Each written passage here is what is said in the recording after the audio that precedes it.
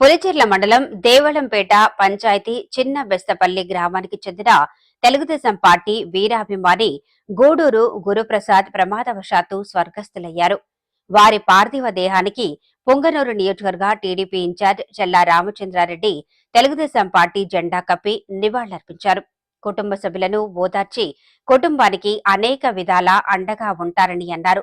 చిత్తూరు జిల్లా పులిచెర్ల మండలం అయ్యవాడంపల్లి పంచాయతీ జ్యోతి నగర్ కు చెందిన టీడీపీ నాయకులు వెంకటరమణ తల్లి మృతి చెందటంతో టీడీపీ నాయకులు కుమార్ రెడ్డి, బండ్ల రమేష్, మహేష్ ఆమె భౌతికాయానికి నివాళులర్పించి కుటుంబ సభ్యులను ఓదార్చారు.